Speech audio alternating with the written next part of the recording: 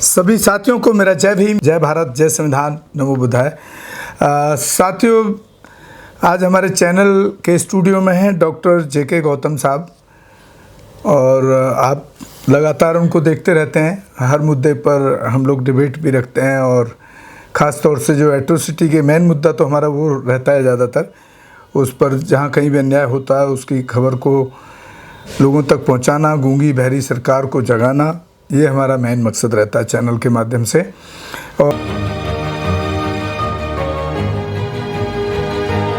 और आज खास एक एपिसोड जो हम करने वाले हैं अभी इस डिबेट में, वो है अभी आने वाले टाइम में दशहरा आने वाला है और रामलीला तो भी शुरू हो रही है। तो पूछेंगे डॉक्टर साहब से, बहुजनों के लिए क्या है इस दशहरा का मतलब, और ये रामलीला, और इससे क्या कुछ फ़ायदा है बहुजन समाज को, हमारा जो वंचित समाज है, महिलाएं हैं, उस पर बात करेंगे। तो डॉक्टर साहब, जिस तरह से बड़ा भी मुझे लग रहा है 9-10 दिन पूरा, एक 10-12 दिन तक, 12-13 दिन तक लगातार लोग इसी में लगे रहेंगे, ना कोई पढ़ाई की तरफ ध्यान होगा, ना काम की तरफ, ना रोजी रोटी की तरफ, ना शिक्षा की तरफ। तो क्या सोचते हैं डॉक्टर साहब से पूछेंगे। डॉक्टर साहब, क्या कहना है आपका, हमारे लोगों को मनाना चाहिए या नहीं? देखिए, सरकार ने जब से देश आज़ाद हुआ है तो इसको नेशनल हॉलीडे घोषित कर रखा है जी, दशहरा को, और इसको नाम दे दिया विजयदशमी जी। सवाल ये है कि विजयदशमी नाम क्यों पड़ा, नहीं दशहरा क्यों मनाते हैं, क्यों नहीं मनाना चाहिए? नहीं, जो भारत देश में बहुत बहुजन लोग हैं, शूद्र लोग हैं, जी, जी। नहीं, जिनके साथ इतना शोषण हुआ, अत्याचार हुआ धर्म के अनुसार, नहीं, उनको इसमें मतलब सच क्या है जो ग्रंथों में लिखा हुआ है, जो हिंदुओं के जो ग्रंथ है उसमें लिखा हुआ, क्या वो सच है, या जो वो सच है कि डॉक्टर अंबेडकर ने जो परिचय कराया? जी, ठीक है। हाँ। क्योंकि अब आप अगर हिंदू धर्म के अनुसार जाएंगे, जो ब्राह्मण धर्म है, तो उसमें इसको जोड़ा गया है एक श्रीलंका और राम और रावण के युद्ध से। जी, ठीक है।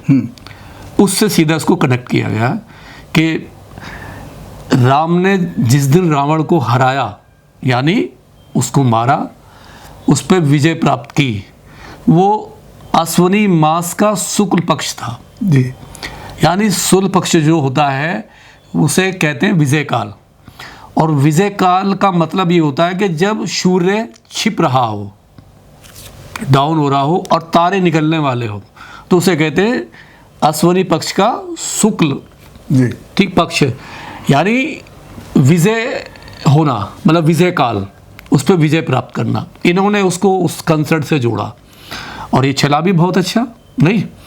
और आज पूरी दुनिया में जहाँ भी हिंदू धर्म को मानने वाले लोग हैं, वह उसी चीज़ को देखते हैं कि राम ने रावण को मारा, और वो उसी दिन से उनका मृत्युहार हो गया। लेकिन कंसेप्ट एक दूसरा है। अगर आप इसकी रियलिटी में जाओगे तो आप इसको दुनिया के अंदर जहाँ भी बौद्धिस्ट कंट्री है, जहाँ भी, चाहे जापान हो, चाइना हो, थाईलैंड हो, ईस्ट कोरिया, साउथ कोरिया, या भारत में हमारे बहुत सारे जो बौद्धिस्ट हैं, तिब्बती हैं, वो इसको एक ना विजयदशमी के रूप में मनाते हैं, अशोका विजयदशमी के रूप में मनाते हैं इसी दिन को। जी।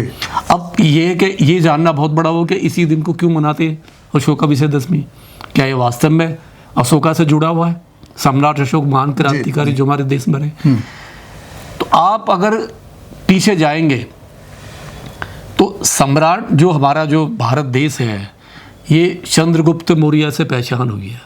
अखंड भारत जिसे कहते हैं, पूरा बर्मा, नेपाल, थाईलैंड, इधर जहाँ भी ईरान, इराक तक, पाकिस्तान, अफगानिस्तान जो शासन था, वो सम्राट चंद्रगुप्त मौर्य का था। चंद्रगुप्त मौर्य के बाद में जो राजा हुए वो बिंदुसार हुए, उनके बेटे, और बिंदुसार के बाद में सम्राट अशोक, और सम्राट अशोक तीसरे राजा थे इस मौर्य वंश के। लेकिन जब अब इसमें यह कि सम्राट अशोक जो थे बहुत शक्तिशाली थे, बहुत विद्वान थे, नहीं, बहुत एकदम एक क्रूर कह सकते हैं उसमें, कि वो पूरे देश पूरी दुनिया पर कब्जा करने वाले थे। उनकी सोच थी कि मेरा जो राज्य है, जो मगध राज्य है, मैं इसे पूरी दुनिया में फैलाऊं, क्योंकि इतने शक्तिशाली थे। लेकिन जब उन्होंने ये पढ़ा, जब देखा कि जो कलिंग है, एक जो वही जो कलिंग, जो आज जिसको हम उड़ीसा के नाम से जानते हैं, उड़ीसा पहले कलिंग था, और कलिंग एक बौद्ध राज्य का था, बौद्ध स्टेट था। और उस बौद्ध स्टेट को ना तो चंद्रगुप्त मौर्य हरा पाए, उसको जीत पाए, और ना ही कभी बिंदुसार जीत पाए। लेकिन सम्राट अशोक ने कसम खाई कि मैं इस कलिंग पे, इस पे फतेह करूंगा, इसको जीतूंगा। और कलिंग का जो राजा था, बौद्ध राजा, वो चैत्रराज थे उनका। और जब सम्राट अशोक ने अपना देखा होगा, सम्राट अशोक के बड़े भाई थे सुसीम, उनकी जो हत्या की उन्होंने, युद्ध में जो हराया उनको, तो उनकी जो वाइफ थी वो अपने बच्चे को लेके वहीं चली जाती है, जो कलिंग राज्य में ही। और वहाँ वो शरण लेती है, एक मतलब किसी व्यापारी के यहाँ पर शरण मिलती है उनको, क्योंकि सम्राट अशोक से बड़ी डर जाती हैं वो। तो उसी टाइम पे ये होता है, जब वो युद्ध होता है, सम्राट अशोक चारों तरफ से उसको घेर लेते हैं और कई दिन युद्ध चलता है। बहुत भयंकर युद्ध है, दुनिया का जो युद्ध हुआ है कलिंग का। और जब सम्राट अशोक उस युद्ध को जीतते हैं 7 दिन बाद में, तो सम्राट अशोक और उनकी बीवी वो शाम के पहर जाते हैं देखने के लिए कि क्या कंडीशन है कलिंग के लोगों की। तो इतिहास में ये बताया कि जब उनकी बीवी ने देखा कि कोई आदमी ही नहीं बचा है, सब कुछ ख़त्म हो गया है, मतलब चारों तरफ चीख पुकार है, केवल महिलाएं हैं, बुजुर्ग हैं, हाथ पैर कटे पड़े हैं, पूरा ब्लड है, सब में चीख पुकार है। तो सम्राट अशोक और उनकी बीवी को एक बहुत बड़ा एक धक्का लगा कि मैं शासन किस पे करेंगे। तो उन्होंने कहा है सम्राट अशोक से कि आप किस पे शासन करोगे, यहाँ तो जिंदा कोई है ही नहीं, महिलाएं हैं, कोई बचा ही नहीं है। तो उसी में से उनको बहुत गिलानी होती है सम्राट अशोक को, और वो अपनी जो वाइफ है, उनकी बीवी के वचन सुन नहीं पाते हैं, और वो सारा ब्लड देख के वो अपने शिविर में आ जाते हैं। शाम का टाइम था, शिविर में आते हैं। शिविर में वो एक कोने से दूसरे कोने, इधर से उधर, उधर से उधर घूमते रहते हैं। लेकिन जब ज़्यादा परेशान हो जाते हैं तो उनकी नज़र एक बच्चे पे पड़ती है। वो देखते हैं दूर से कि एक लाशों के ढेर में से एक बच्चा चला आ रहा है, और उसके हाथ में एक दान पात्र था, काले कलर का दान पात्र था, और वो भिक्कू का भेष था उसका, बच्चे का बच गया, मतलब भिक्कू का भेष था। तो उन्होंने बड़ा अचंभे से देखा कि ये बच्चा ये भागा चला आ रहा है, और लाशों के ढेर, और उसके चेहरे पे कोई डर का भाव नहीं, वो बच्चा बहुत खुश था। तो उनको बोला उन्होंने, अधिकारियों को, सिपाहियों को, जाइए उस बच्चे। तो वो सिपाही उस जो बच्चे को लेके आते हैं सम्राट अशोक के पास में। तो जैसे वो लेके आते हैं तो उस सम्राट अशोक उस बच्चे से पूछते हैं कि आप कौन हो, नहीं जी, आपका क्या नाम है, और आप इन लाशों के ढेर में से निकल के आ रहे हो, आपको डर नहीं लगा? आप किसी तो उस बच्चे ने कहा कि राजन, मैं आप ही के भाई का बेटा हूँ, जो आपके भाई थे सुसीम मौर्य, मैं उन्हीं का बेटा हूँ, और आप ही ने मेरे फादर की, मेरे पिता की हत्या की थी, ये मुझे मालूम है, और आप मुझे भी नहीं छोड़ोगे, मुझे भी हत्या कर सकते हो, ये भी मुझे पता है। लेकिन राजन, ये आपने जो किया है, ये आपने नहीं किया, ये होना ही था, ये मतलब प्रकृति है, इसे कोई रोक नहीं सकता, ठीक है। और राजन, मेरी हत्या अगर आपके द्वारा लिखी गई है, आप ही मेरे हत्या करेंगे, तो मैं भी इसे नहीं रोक सकता, मैं इसके लिए तैयार हूँ। और जब वो बच्चा जो मतलब निगरोध है, जब वो बात करता है, तो राजन मतलब सम्राट अशोक एकदम एक अचंभित रह जाते हैं कि एक बच्चा एक भिक्खू के भेष में दान पात्र ले रखा है काले कलर, और वो बिल्कुल डर नहीं है, और वो ऐसी बातें कर रहा है जैसे बहुत बड़े विद्वान बात करते हैं।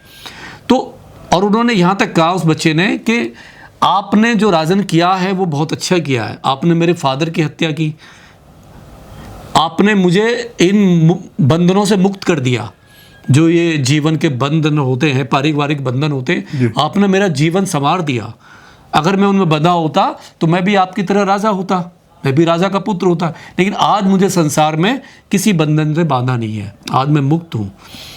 और ये प्रकृति का नियम है, एक दिन आप भी नहीं रहोगे, आपको भी जाना पड़ेगा। तो देखिए कि वो किस तरीके से वो वार्तालाप होता है दोनों के बीच में। उसका रिजल्ट ये निकलता है कि उस बच्चे की विचारधारा से एक राजा जो इतना क्रूर था, जो पूरी दुनिया पर फतेह करना चाहता था, यानी जिस कलिंग को कोई जीत नहीं पाया, सम्राट अशोक ने उसे जीता। ये अलग बात है, शासन नहीं किया, क्योंकि निग्रोध ने, जो निग्रोध थे बौद्ध, उन्होंने एक, और एज कितनी थी, मात्र 7 साल की, एक 7 साल का बच्चे नहीं है, वो पूरा बुद्ध का एक, वो उनको एक शिक्षा की बात कर रहे हैं। तो सम्राट अशोक कहते हैं उनसे कि आपका गुरु कौन है, आपको किसने ये सब सिखाया? तो कहते हैं मेरा जो गुरु है भगवान तथागत बुद्ध है। तो फिर वो कहते हैं कि क्या वो मुझे भी दीक्षा दे सकते हैं धम्म की? कहते हैं क्यों नहीं दे सकते, आप बेशक आपने कितना पाप किया हो, नहीं है, लेकिन भगवान बुद्ध तो बुद्ध है, तथागत तो उन्होंने तो अंगुलीमाल को अपना लिया, दीक्षा दी। उन्होंने तो जो उसको चंडालिका को दीक्षा दी, उन्होंने तो जो वरवधू थी उसको मतलब दीक्षा दी। आप अब उससे इतने प्रेरित होते हैं कि उनका पूरा जीवन बदलता। वो जो काल है ना, जब उनकी बातें होती रहती, वो काल भी मतलब शुक्ल पक्ष था, एक विजय काल था, रात का टाइम था और तारे निकले हुए थे। तो वो जो जीवन का जो उनका जो वो है ना एक पार्ट सम्राट अशोक का, उसने पूरी बदल कर रख दिया उनको। उसी टाइम पे उन्होंने तलवार को छोड़ दी, मैं आज के बाद में तलवार नहीं उठाऊंगा, और उन्होंने स्वयं बुद्ध की शरण में गए और वह दीक्षा ली, बौद्ध धर्म की दीक्षा ली, बौद्ध धर्म को अपनाया। और जब बौद्ध धर्म की दीक्षा ली तो वो भी शुक्ल पक्ष था, वो भी एक जो ना विजय काल था। अब ये विजय काल क्यों है, इसको मतलब विजयदशमी का नाम क्यों दिया? नहीं, अशोका विजयदशमी क्यों कहते हैं? क्योंकि सम्राट अशोक ने जो अहिंसा मतलब हिंसा का मार्ग था, हिंसा को छोड़ के अहिंसा के मार्ग पे आए, तो उस पर विजय पाई, हिंसक वाले रास्ते पे, हिंसक वाले रास्ते को विजय पाली। लेकिन ये जो दशहरा मनाते हैं हिंदू, ये तो कहते हैं रावण को मारने और उसकी पूरी उसको सिस्टम को खत्म करने के लिए मनाते हैं ये लोग। तो ये हिंसक है? नहीं, ये तो हिंसा हुई ना। एक अशांति, जो उनके मन में अशांति थी, अशांति पैदा थी, नहीं है, वो पूरे कलिंग को नहीं है, लाशों के ढेर को देख के अशांति पैदा हुई, तो उस अशांति पे उन्होंने शांति की स्थापना की। नहीं, ये जो हिंदू मनाते हैं, मैं इनकी बात कर रहा हूँ। नहीं, ये तो इसलिए मनाते हैं ना कि वो रावण को मार दिया, उसमें अलग है, उसका कॉन्सेप्ट ही अलग है वो। अच्छा। तो 3 चीजें थी जो उन्होंने, एक अहिंसा पे, नहीं हिंसा पे, एक अहिंसा पे विजय की उन्होंने, एक अशांति पे शांति की विजय की, और जो एक क्रोध था बहुत ज्यादा सम्राट अशोक के अंदर, उस क्रोध को मार के एक दया नहीं है, एक उस पर उन्होंने विजय की। अब इसको उन्होंने एक उस रूप से दिया कि एक इतना बड़ा राजा जो पूरी दुनिया पे कब्जा कर लिया, जिसने कब्जा करने का वो था, एक जीतने का लक्ष्य था, उसने हथियार छोड़ा, धम्म की दीक्षा ली, और जो आदमी ना विजय क्या है, धम्म क्या है, जीत भी सकते थे और जीत भी सकते थे, लेकिन धम्म क्या सिखाता है? ये धम्म यही तो है। पंचशील क्या है? पंचशील यही तो सिखाता है अपनी इच्छाओं पे काबू करना और जीवन को बदलना।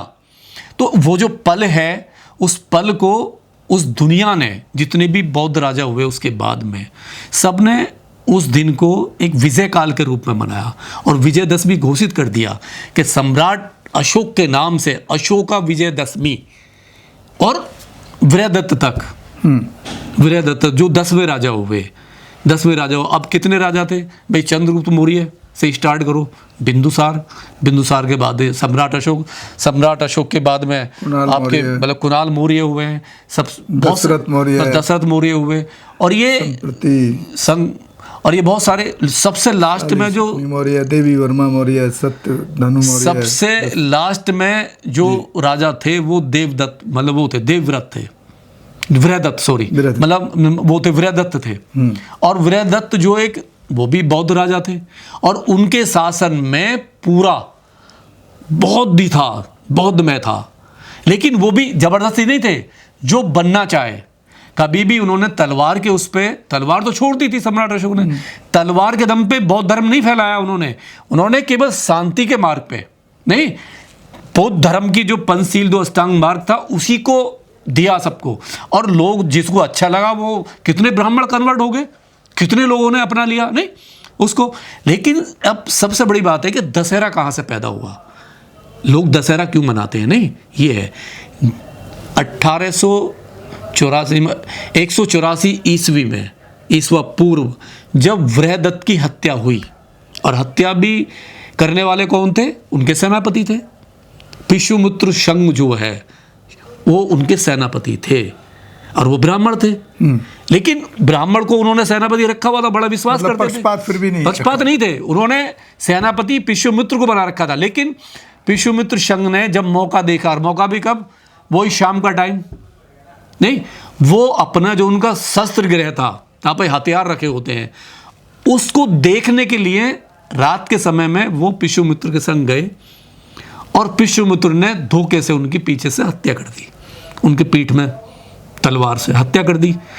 हत्या करने के बाद में पिशुमित्र शंग ने विजयदशमी को दशहरे में कन्वर्ट कर दिया, और जो बौद्ध कल्चर था इस देश में उसको जड़ से खत्म किया।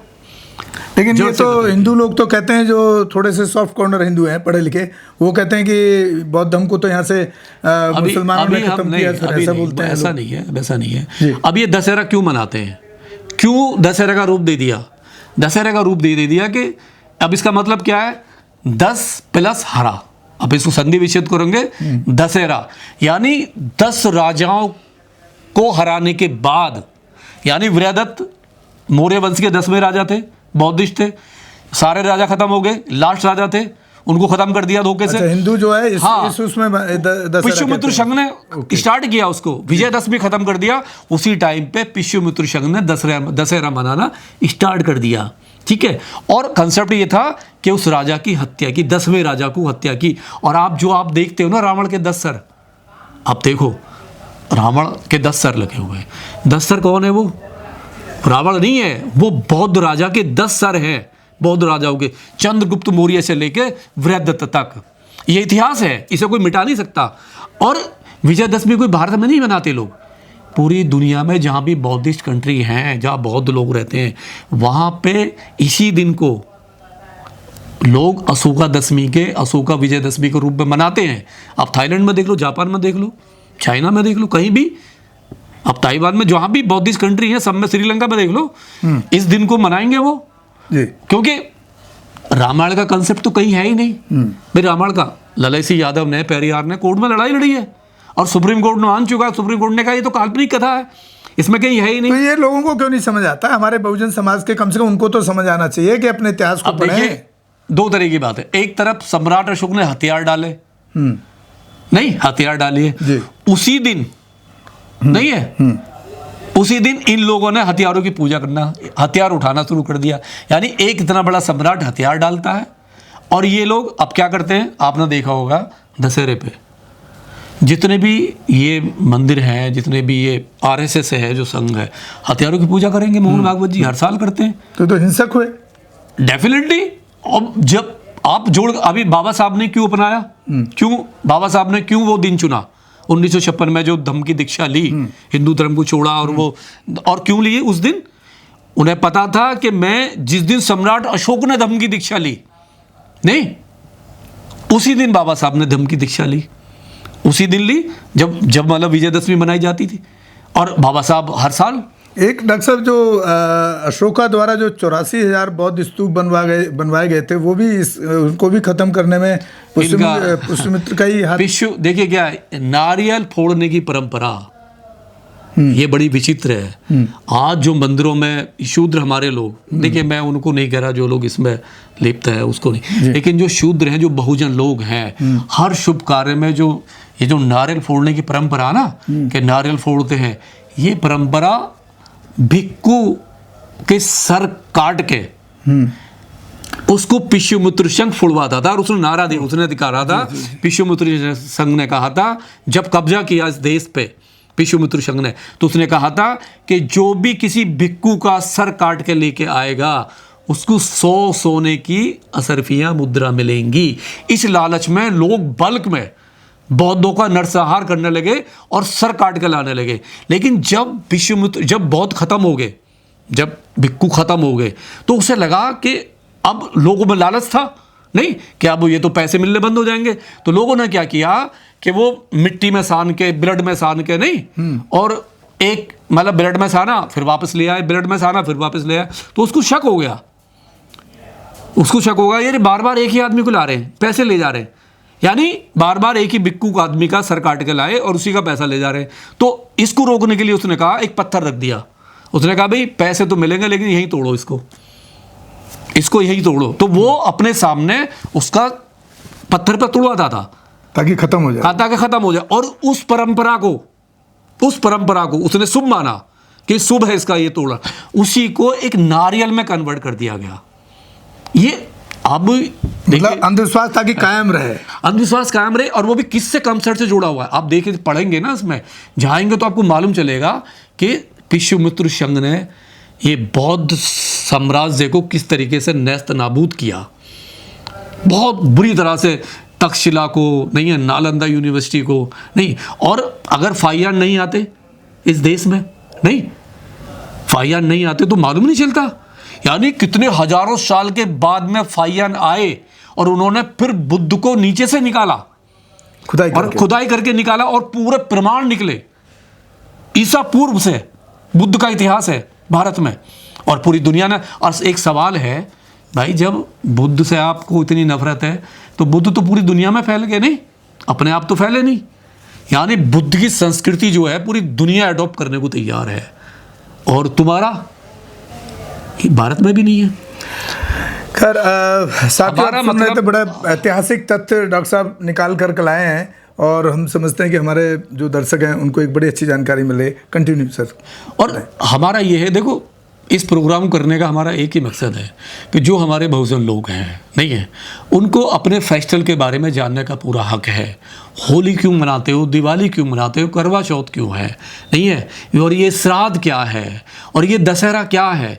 आप अगर कोई नारियल भी लेके आ रहे हो ना, नहीं दूध की थैली भी लेके आ रहे हो, बाजार से कोई सामान भी लेके आ रहे हो, तो दुकानदार से अच्छी तरह से आप पूछ लेते हो, नहीं देख लेते हो टटोल के, ये ठीक है यार, ये मेरे पैसे सही जगह खर्च हो रहे नहीं हो रहे। तो कम से कम आप जिस त्योहार को मना रहे हो, जिस फेस्टिवल को मना रहे हो, उसके बारे में इतिहास जानो, कहीं वो तुम्हारे पूर्वजों की हत्या करके तो नहीं मनाया। नहीं।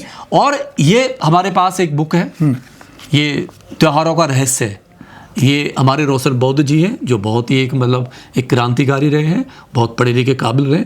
उन्होंने ये लिखा है, इसमें सारे त्योहारों का रहस्य है। आपको मालूम चलेगा इतिहास के बारे में, नहीं, और ये इसको पढ़ना चाहिए आपको। मैं डॉक्टर साहब इनका गांव और वो भी इनका अपडेट कर देता हूँ ताकि लोग अच्छे से रिसर्च कर सकें। इनके लेखक जो हैं, त्योहारों का जो रहस्य जो किताब है, ये इनके लेखक हैं रोशन बौद्ध जी, और 15 जुलाई 1979 इनका डेट ऑफ बर्थ है। आई थिंक बहुत ज़्यादा एजिड भी नहीं है, तो बड़ा अच्छा तफसील रिसर्च किया होगा उन्होंने, क्योंकि पुराने लोगों पर तो इतना एक बार को कह भी सकते हैं। और इनका जो विलेज है वो खुराशो, और पोस्ट ऑफिस फूलपुर पड़ता है, जनपद आजमगढ़ के रहने वाले हैं।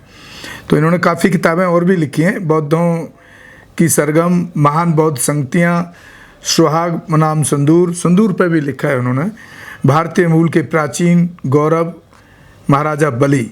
और ये तो हम इसी किताब से आपको बता रहे हैं। सुप्रीम कोर्ट का जजमेंट है, सुप्रीम कोर्ट का जजमेंट है, जो पूरी रामायण की जो कहानी है उसको पूरा वो घोषित कर चुके हैं कि एक काल्पनिक कहानी है। तो साथियों, हम आपसे यही अपील है बार बार कि आप ऐसे अंधविश्वासों से बाहर निकलें। जिन त्योहारों पे आप अपना पढ़ाई लिखाई, अपना काम छोड़ करके और उन त्योहारों पे जा कर के अपना पैसा भी बर्बाद करते हैं, क्योंकि वहाँ के हिसाब से आपको जो ब्राह्मण द्वारा लिखी हुई, पंडित द्वारा लिखी हुई सामग्री और फलाना ढिकना जो भी होता है, उस पर भी आप पैसा खर्च करते हैं और समय भी खराब करते हैं। तो उससे अच्छा बेहतर है कि आप उस समय को अपनी पढ़ाई में लगाएं, अपने काम में लगाएं, जिससे आपका धन की आपको एक आर्थिक सहयोग मिलेगा। उस टाइम को वहाँ पे खर्च करेंगे, पढ़ाई करेंगे तो आपको ज्ञान आपका बढ़ेगा। और महापुरुषों को पढ़ेंगे तो आपके अंदर एक सामाजिक सोच पैदा होगी, समाज के लिए काम करने के लिए एक पीड़ा पैदा होगी और आप समाज को जागरूक करने का भी काम करना हमारी तरह आप भी शुरू कर सकते हैं। तो साथियों, इसी के साथ आप लोगों से विदा लेते हैं। जय भीम, जय भारत, जय संविधान। हमारे दोनों ही channel Bahujan Dastak news and constitution को ज़्यादा से ज़्यादा शेयर करें, सब्सक्राइब करें, ताकि हम ऐसे ऐतिहासिक तथ्यों को बीच बीच में, हालांकि हमारा जो मेन सब्जेक्ट एट्रोसिटी पे ज़्यादा रहता है, डिबेट का भी और उनको मदद करने का भी, लेकिन बीच बीच में हम अपने महापुरुषों और जो ऐतिहासिक तथ्य हैं उनको भी आप तक पहुंचाने की कोशिश करते हैं। और हमारे इंस्टाग्राम, फेसबुक पेज और ट्विटर बहुजन दस्तक न्यूज़ के नाम से हैं तीनों, वहाँ पर भी हमें फॉलो करें और हो सके तो एक आर्थिक सहयोग भी करें, क्योंकि चैनल के अंदर आप देख रहे हैं बिना एसी के हम काम कर रहे हैं, पसीना भी आप लोग देख रहे होंगे, लाइट बहुत जलता है जिसका बिजली का बिल भी काफ़ी होता है। तो आप हो सके तो एक आर्थिक सहयोग भी करें। धन्यवाद साथियों। हमारे चैनल लाइक, शेयर, सब्सक्राइब देखना मत भूलिएगा। जय भीम, जय भारत, जय संविधान, नमो बुद्धाय। धन्यवाद। चैनल आर्थिक समस्या से गुजर रहा है। अगर आप बहुजन समाज में बाबा साहेब अम्बेडकर और तथागत बुद्ध की विचारधारा को अधिक से अधिक लोगों तक पहुंचाना चाहते हैं तो हमें आर्थिक सहयोग प्रदान करें, ताकि हम अपने चैनल के माध्यम से देश विदेश में समता, बंधुता, एकता और संवैधानिक अधिकारों को ज्यादा से ज्यादा लोगों तक पहुंचा सकें। आप अपनी सहायता राशि नीचे लिखे खाते में जमा करा सकते हैं। खाता धारक गौतम रत्ना, खाता संख्या 316957686551, IFSC कोड SBIN 0060336, बैंक भारतीय स्टेट बैंक। आप हमारे बैंक खाते का विवरण स्क्रीन पर भी देख सकते हैं। जय भीम, जय भीम।